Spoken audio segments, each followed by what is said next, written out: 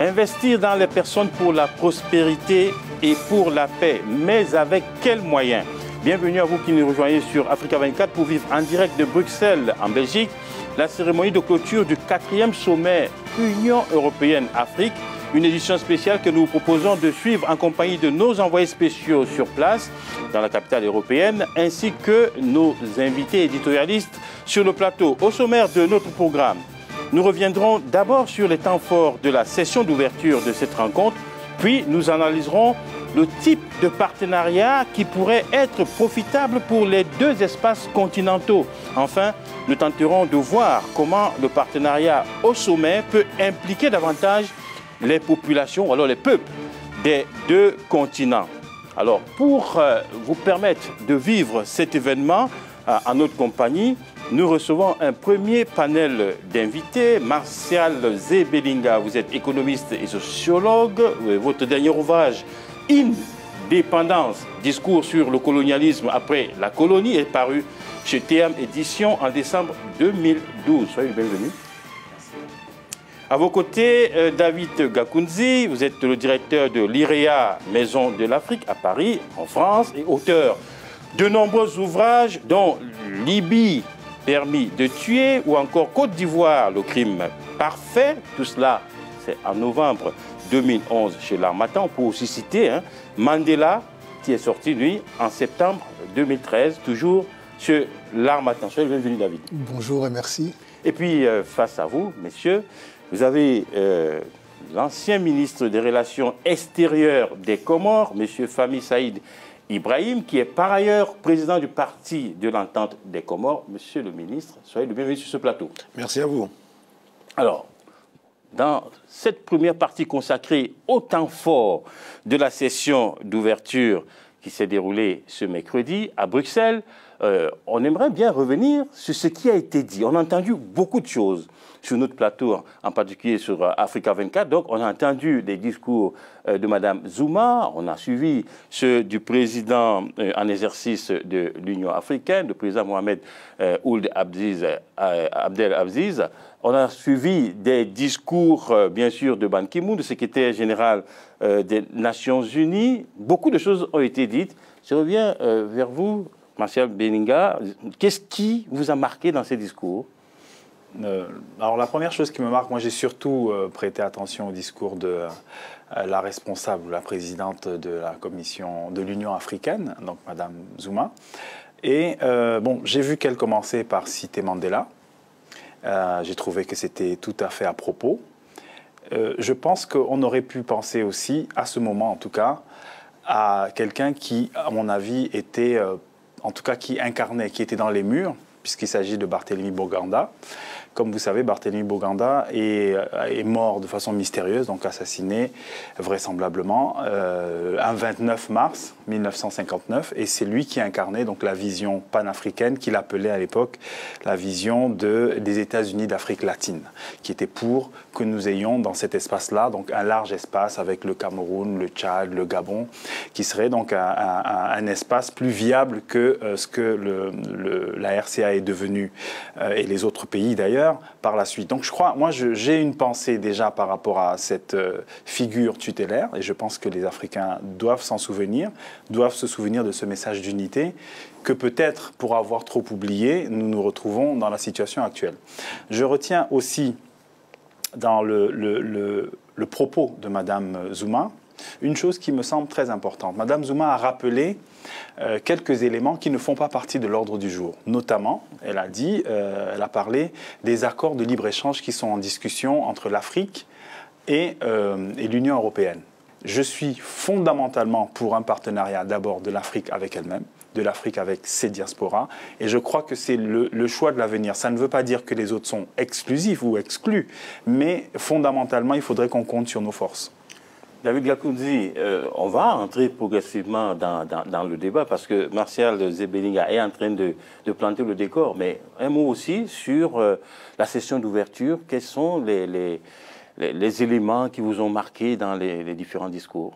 Moi, j'ai aussi été marqué par le discours de Mme Zuma parce qu'elle dit deux choses fondamentales. La première, c'est que l'Afrique n'est plus à la périphérie de l'Europe. que l'Afrique est en train de devenir le centre du monde aussi. Et deuxièmement, elle dit qu'il faut sortir aussi de cette relation verticale avec l'Europe. Monsieur le ministre, vous aussi, vous avez eu forcément des choses qui vous ont marqué dans différents propos qui ont été tenus lors de la session d'ouverture. Oui, absolument. Je voudrais rejoindre mes collègues qui sont là. Je pense qu'il c'est pertinent ce qu'ils disent.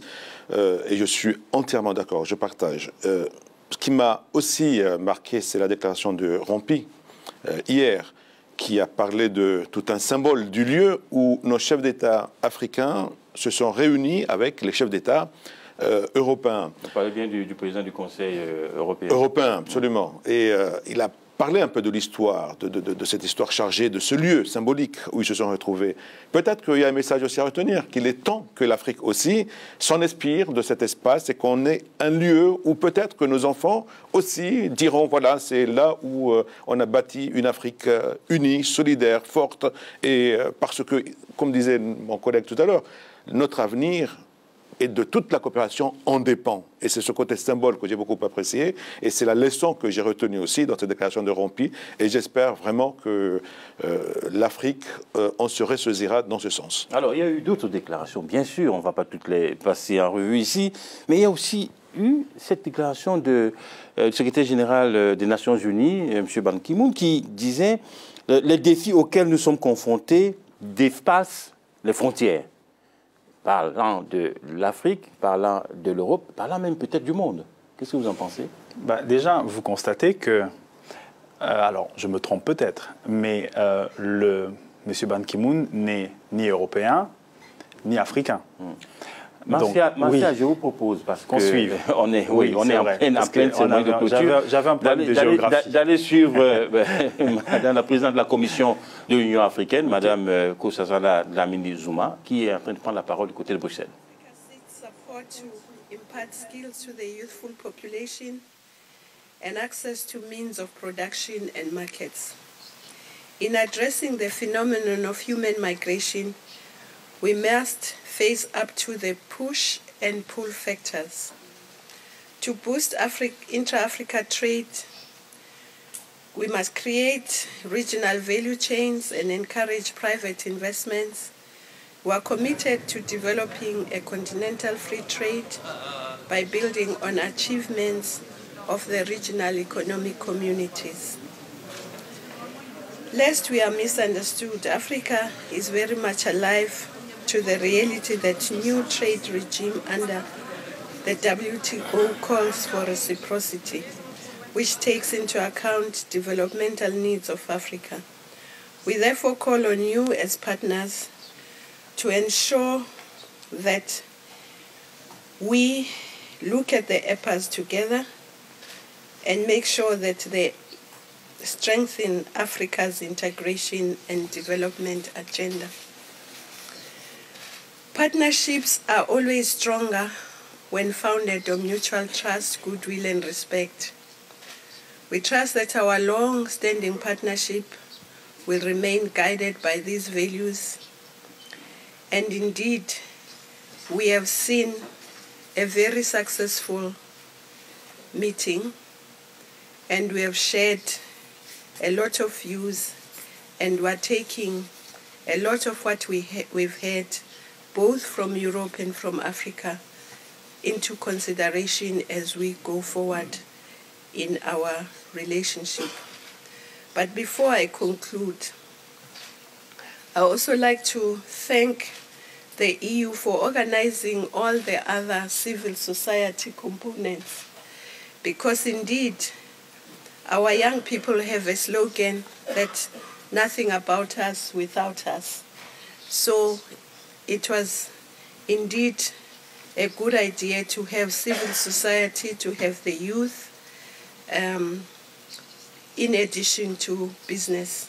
So our appreciation also goes not only to the EU, but also to the Kingdom of Belgium for hosting this summit and for all who attended this 4th EU-Africa summit, which has been very successful. I thank you. Thank you very much, Madam Chairperson, for your remarks. May I now ask His Excellency, the President of the European Commission, Monsieur José Manuel Barroso, to take the floor. Merci. Excellence. Thank you, Excellencies. First and foremost, I'd like to warmly thank you for the high level of debate and ambition that has marked this fourth summit EU-Africa.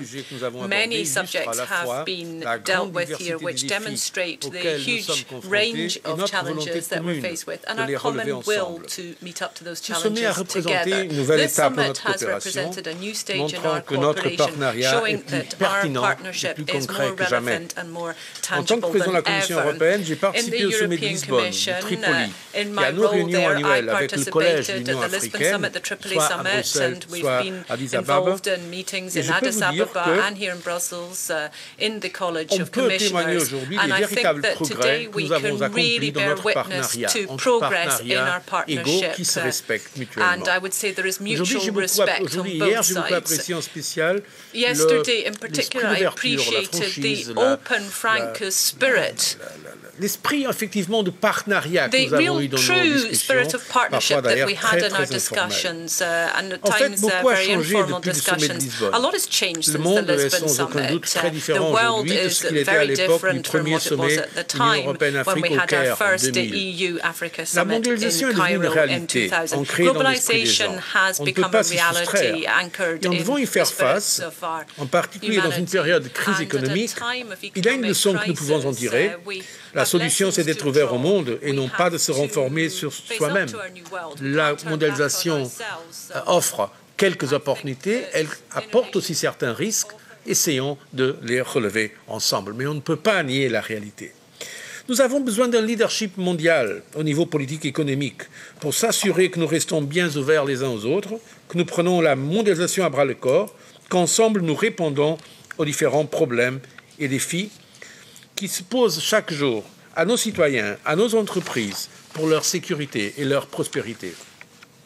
Cela inclut la nécessité de développer les talents, de trouver de bons emplois, promouvoir la santé et l'éducation, d'être innovant, compétitif, lutter contre le changement climatique, assurer la sécurité énergétique, combattre les excès de bureaucratie et de corruption, et de s'attaquer au crime organisé et au terrorisme qui mine nos valeurs et nos objectifs.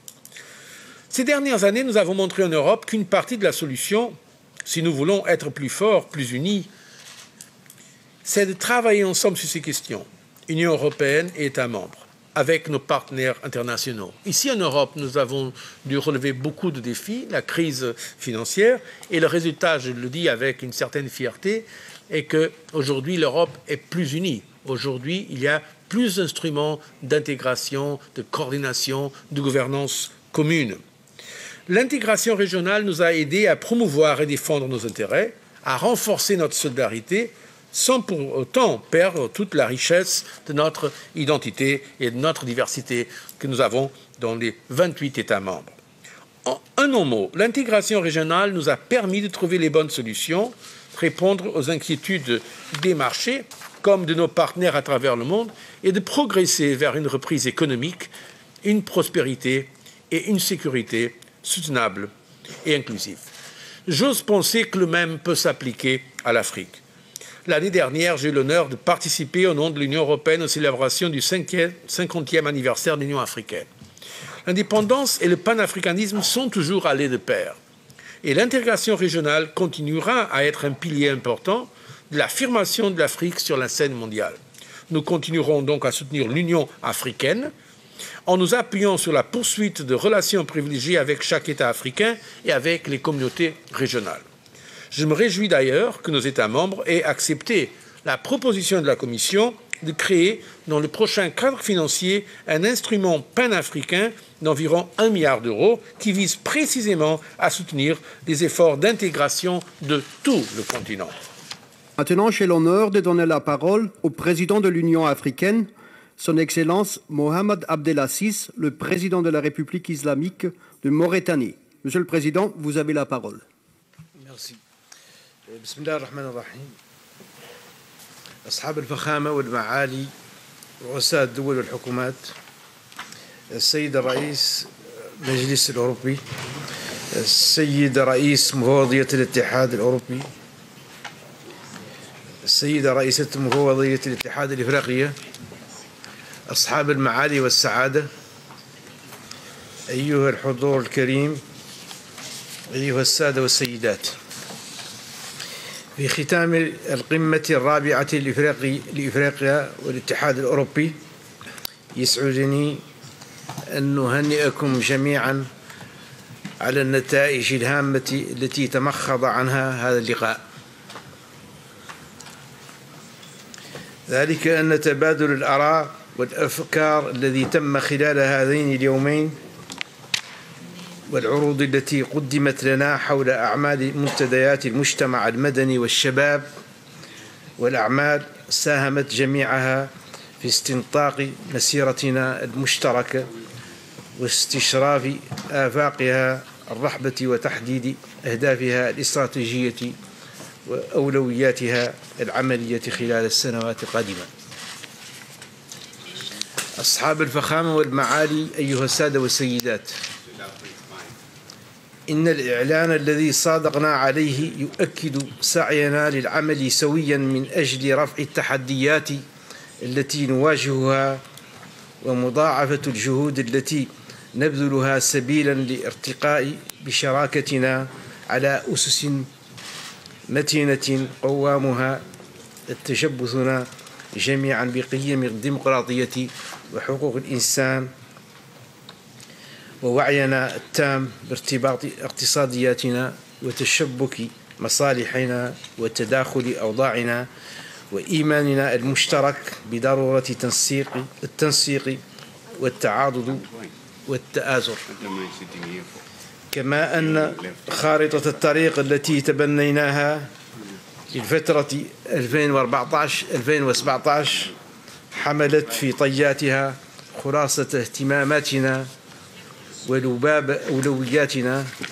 مسطرة في أهداف استراتيجية محددة ومجالات تعاون متعددة.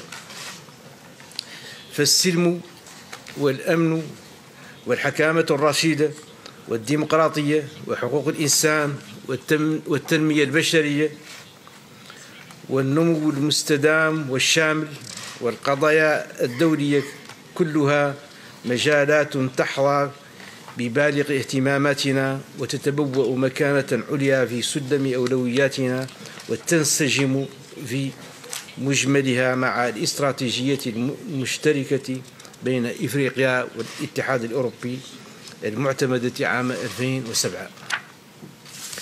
أصحاب الفخامة والمعالي، أيها السادة والسيدات، إذا كان يحق لنا أن نعتز بالنتائج التي توصلنا إليها خلال هذا المؤتمر، فإن اعتزازنا بما حققناه سيظل مرهونا بقدراتنا على تجسيده على أرض الواقع لتنعم شعوبنا بالسلم والأمن في ظل الديمقراطية واحترام حقوق الإنسان، ونحقق بذلك التنمية البشرية المنشودة والنمو المستدام. ولهذا فإنه يتحتم علينا إعلاء اهتمام خاص لآليات التقييم والمتابعة للتأكد من حسن التنفيذ، كما يجب علينا تذليل العقبات التي قد تتعرض سبيلنا واتخاذ الإجراءات التصحيحية عند الاقتضاء. أصحاب الفخامة والمعالي، أيها السادة والسيدات، ختاما أجدد لكم الشكر جميعا. عاشت الشراكة بين إفريقيا والاتحاد الأوروبي. أشكركم والسلام عليكم ورحمة الله وبركاته.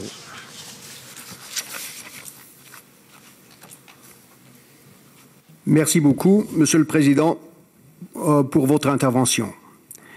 Finally, I have the honor to invite His Excellency Herman Van Rompuy, President of the European Council, to take the floor for his concluding remarks. Oui, alors, on a suivi Madame Zuma, on a suivi le président de l'Union africaine, le président Mohamed Ould Abdel Aziz. On peut dire un mot par rapport à ce qu'a dit Madame Zuma, notamment. Avant de revenir peut-être sur... Monsieur Barroso. Monsieur Barroso aussi, qui a fait... Oui, l'impression que j'ai, et ça confirme un peu ce qui se disait avant le sommet, c'est qu'il y a bien deux visions différentes des rapports entre les Africains et les Européens. Madame Zouma a insisté sur une chose, c'était dit de façon courtoise, elle a insisté sur les échanges intra-africains. Elle a parlé donc de un marché ouvert africain, African Free Trade. Ce qui, quand vous ne venez pas dans un sommet européen pour dire notre priorité, c'est les échanges intra-africains. C'était une façon de dire, voilà, en gros, on n'est pas tout à fait d'accord, notre priorité, c'est ça. Et vous avez remarqué que M. Barroso a dit, on a tous besoin les uns des autres, que Jean Monnet disait, on a besoin... Il disait d'ailleurs, la vision de Jean Monnet était valable pour l'Europe, mais, dit-il, aussi pour l'Afrique. On se demande au nom de quoi il le dit, mais enfin bref. Il dit, Jean Monnet disait, il ne faut pas penser aux intérêts des États, seulement à chercher l'intérêt d'un État, mais chercher à équilibrer, à mélanger, à rendre cohérents nos intérêts entre États. Il disait, c'est valable pour l'Union européenne et pour l'Union africaine. Donc on voit bien quand même qu'il y a un vrai débat. Le débat, à mon avis, bon, alors c'est au-delà de la thématique, n'est-ce pas, qui dit, pour l'un, l'important c'est l'échange intra-africain, et l'autre qui dit, bon, il faut faire des échanges avec tout le monde. Le débat, c'est aussi la nature même du partenariat. C'est-à-dire qu'il est extrêmement difficile d'avoir un vrai partenariat avec l'Union européenne dans l'architecture actuelle où vous avez une institution, l'Union européenne, qui parle seule et qui dit, nous allons continuer d'avoir des relations avec l'Union africaine et les États africains pris individuellement. Ce qui veut dire, quelque part, que l'Union africaine n'est pas notre seul interlocuteur. Et ça se voit dans les faits, puisque l'Union européenne a des dispositifs vis-à-vis de l'Union africaine, mais vis-à-vis des États individuellement aussi. Okay. Donc, et ça pose des problèmes.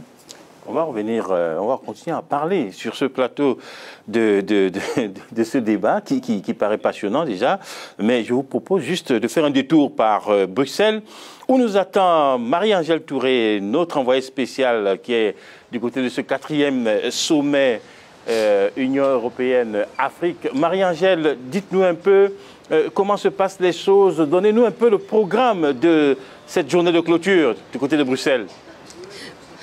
Bonjour Jean-Célestin et bonjour à tous. Oui, je vais vous donner un peu le programme, le détail de cette journée, ce qui s'est passé et ce qui va se passer. Alors, les chefs de délégation africaines et européennes sont pour cette seconde et dernière journée présents au sein du siège du Conseil de l'Union européenne à Bruxelles. Ils ont participé à une nouvelle session de travail qui a précédé la cérémonie de clôture à laquelle vous avez pu assister. Une conférence de presse démarra d'ailleurs dans quelques instants. Le président du Conseil et de la Commission européenne répondront aux questions de la presse africaine qui était très présente et très active, il faut le souligner, lors de ce sommet. Mohamed Ould Abdelaziz, le président de la Mauritanie, qui est également président de l'Union africaine en exercice, ainsi que Nkosazana Dlamini Zuma, la présidente de la Commission de l'Union africaine, vont également s'exprimer, vont répondre aux questions. En parallèle, une autre conférence de presse a été organisée par le nouveau président malgache, dont le pays est de retour sur la scène politique internationale depuis quelques semaines, on le sait. Et enfin, le sommet fermera définitivement ses portes d'ici 2 heures à peu près. Les chefs d'État prendront le chemin du retour pour la plupart, hormis quelques-uns, tels que le président de la Guinée équatoriale, qui ont prévu de prolonger leur séjour de 24 heures pour participer à des réunions parallèles. Voilà un peu le programme de cette journée, Jean-Célestin. Merci beaucoup Marie-Angèle Touré. Vous êtes donc en direct de Bruxelles pour ce 4e sommet Union européenne-Afrique, hein, c'est la cérémonie de clôture. Et puis, bien sûr, on reviendra vers vous tout au long de cette cérémonie de clôture. Merci beaucoup. Ça confirme véritablement ce qu'a dit Marcel Zebelinga tout à l'heure. Il y a des discussions parallèles. On a l'impression qu'il y a plusieurs mini-sommets à l'intérieur du sommet, sans forcément d'ailleurs qu'il y ait j'ai envie de dire, moi, des intérêts antagonistes. Tout à fait. Moi, je crois qu'on est en train d'assister quand même à un changement dans les relations Europe-Afrique. On le voit dans les deux discours. Le discours de Zuma, quand il parle de respect, quand il dit en citant les jeunes « rien qui nous concerne doit être fait sans nous », mais aussi dans le discours de Barroso, parce que Barroso parle d'affaires, de commerce, de capital humain, alors que dans les sommets pareils avant, on aurait eu des leçons de l'Europe sur les droits de l'homme, la démocratie par rapport à l'Afrique. David, je vous propose, parce que c'est important ce qu'il dit également le président du Conseil européen, M. Herman Van Rompuy. On va l'écouter. 2016 déclarée année africaine des droits de l'homme. Nous sommes heureux que le prochain sommet soit prévu en Afrique en 2017. À l'issue de nos travaux, j'ai l'honneur d'annoncer que tous les documents du sommet sont formellement adoptés, à savoir la déclaration des chefs d'État et de gouvernement, la déclaration sur la migration à la mobilité et la feuille de route pour les priorités futures.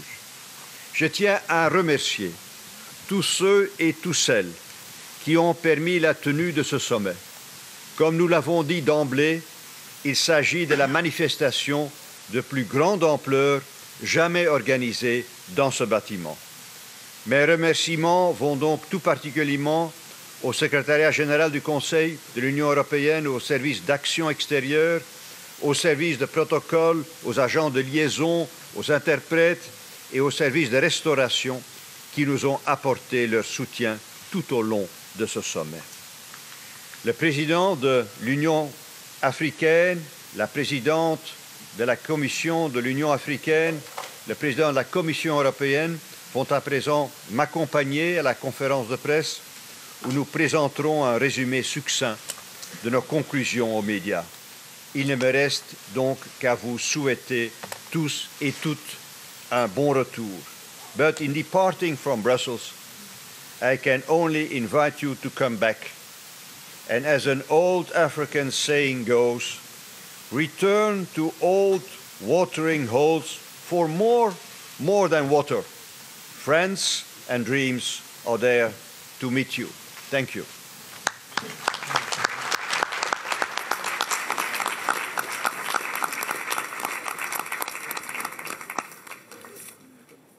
Donc c'était important de savoir que le prochain sommet, non seulement il aura lieu en Afrique, mais qu'il aura lieu en 2017. Mais on ne sait pas encore dans quel pays. C'est la règle, hein. À peu près tous les 3 ans, il y a un sommet, voilà, il y a une alternance. Hein. Mais je crois que ce qui est intéressant dans les deux discours qu'on a entendus, de Barroso et de Mme Zuma, c'est que, comme le disait Belinga, Zuma arrive en disant « nous avons un programme africain et la discussion doit se faire autour d'un programme qu'on a défini nous-mêmes.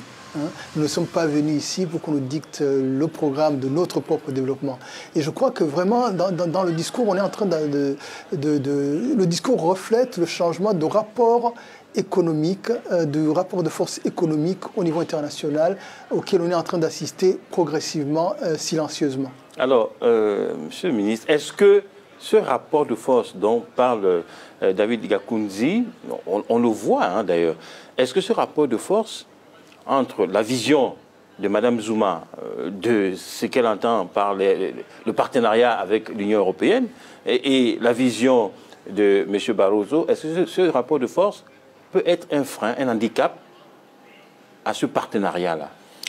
Non, je pense qu'il y a une complémentarité. Je crois que de toute façon, le dialogue, il est nécessaire, il est important, il doit avoir lieu, on doit l'entretenir. Mais je voudrais saluer ici la déclaration de Zuma, qui est une déclaration forte et importante pour nous, Africains. Je pense qu'à travers cette prise de conscience, parce que c'est quand même un leader, hein, donc d'opinion d'abord, puis maintenant dans une institution importante, je pense que ce qu'elle vient de dire est fondamental, dans ce sens que cette prise de conscience est importante dans tout le reste. Et je crois que quelque chose me vient à l'esprit, notamment dans les échanges avec l'Europe. J'ai vu tout à l'heure qu'on parle d'1 milliard d'euros qui aurait été mis à la disposition de l'Afrique pour une intégration africaine. C'est bien, mais nous recelons les potentialités en Afrique. Maintenant, tout dépend de la volonté politique et surtout de la capacité à s'organiser. J'ai vu ce matin dans votre chaîne une information. Au Nigeria, 20 milliards de dollars a disparu dans la société qui gère la raffinerie locale. Donc, voyez-vous, nous avons les potentialités, nous recelons les moyens. Maintenant, tout est question de volonté politique, d'organisation. Et c'est dans ce sens que je salue aussi Zuma, parce que je pense qu'elle a la capacité de favoriser cette intégration. Et nous devrons nous organiser, nous, Africains, Jean-Célestin. Tant que nous n'aurons pas le moyen d'une intégration réelle, tant qu'on n'aura pas organisé l'Afrique, tant que l'Afrique ne parlera pas en un seul nom, on restera toujours tributaire du reste du monde. Et là, nous avons un bloc, comme l'a si bien dit tout à l'heure Barroso, une intégration de 27 pays, 28 pays maintenant, une entité forte qu'est l'Europe, je l'ai dit hier. Il y a la Chine, superpuissance économique, les États-Unis. Il est temps que l'Afrique aussi se réveille et qu'on ne nous invite pas en tant qu'Africains, mais en tant qu'Union africaine, à travers laquelle tous les pays y sont et on parle de la même voix. C'est fondamental. C'est comme ça qu'on peut peser dans les relations internationales, mais pas entre un pays africain et l'Union européenne ou avec la Chine. On n'a aucune chance de s'en sortir dans ce sens. Alors, on a dit beaucoup de choses jusqu'à maintenant, c'est vrai. il y a plusieurs visions, il y a vraiment, et c'est bien de le souligner, vous faites bien de le dire, la vision de l'intégration sous-régionale, la vision d'un partenariat qui peut-être même se passerait de l'intégration sous-régionale d'abord entre pays africains, mais la vision aussi d'un monde où il y a aussi la Chine qui a fait son apparition et donc qui vient un peu faire jouer les troubles faits. Tout cela n'est pas facile. Moi, je vous propose de regarder ce sujet qu'a préparé notre journaliste et on revient pour continuer à débattre des défis qui attendent l'Afrique dans ce partenariat. On en parle tout de suite après. Réaffirmer et renforcer le partenariat entre l'Afrique et l'Union européenne, c'est l'objectif du 4e sommet UE-Afrique qui se tient depuis ce mercredi 2 avril à Bruxelles en Belgique. La paix, la sécurité, les changements climatiques, mais également les investissements sont au cœur de cette conclave.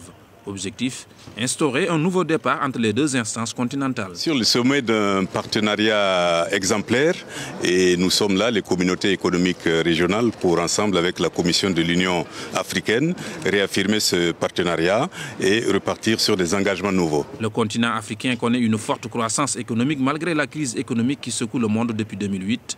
Cette santé financière et une redéfinition des objectifs de l'Afrique offrent désormais un nouveau regard sur sa coopération avec ses partenaires. Les deux partenaires vont sortir gagnants de toutes les façons. C'est un partenariat beaucoup plus intelligent. Maintenant, on parle d'intérêts et c'est quand même nouveau qu'on parle. Vous connaissez vos intérêts, je connais les miens. Et les Africains aujourd'hui, ils ne veulent plus avoir un poisson, ils veulent apprendre à pêcher. Et ils sont d'accord tous que nous avons atteint un niveau où il faut qu'on parle d'égal à égal, de partenariat gagnant-gagnant. Une quarantaine de chefs d'État du continent sont présents à ce sommet qui ferme ses portes ce jeudi 3 avril.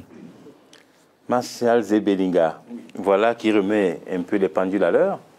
Ça pourrait bien être cela. Je voudrais vraiment remercier l'intervention de Monsieur le ministre tout à l'heure, parce que quoi qu'on dise, on va revenir là-dessus, quand on voit la déperdition de ressources africaines, quand on voit les détournements qui se comptent par milliards, et qui, comme par hasard, se retrouvent souvent dans les banques occidentales, il faut aussi avoir l'honnêteté de le dire, on se demande si cette notion de partenariat n'est pas, je ne sais pas, est-ce que ce ne sont pas des grands messes, est-ce que ce ne sont pas des occupations pour des gens qui ont peut-être d'autres choses à faire. Je crois que le fond de l'histoire, c'est que nous prenions en charge nos propres réalités, que nous accédions, nous, Africains, à une nouvelle conscience à la fois de nous-mêmes, du monde dans lequel nous sommes, des rapports de force dans lesquels nous sommes, et que nous arrivions à produire le sens d'un intérêt plus collectif, plus commun. Et à partir de là, on pourra travailler avec tous les États du monde, je dirais, à la fois d'égal à égal, mais surtout en connaissant le sens de nos intérêts. Parce que jusque-là, on peut difficilement avoir un vrai partenariat avec l'Union européenne. Bon, déjà, fondamentalement, il y a des choses qui sont choquantes. On n'attend pas de l'Union européenne.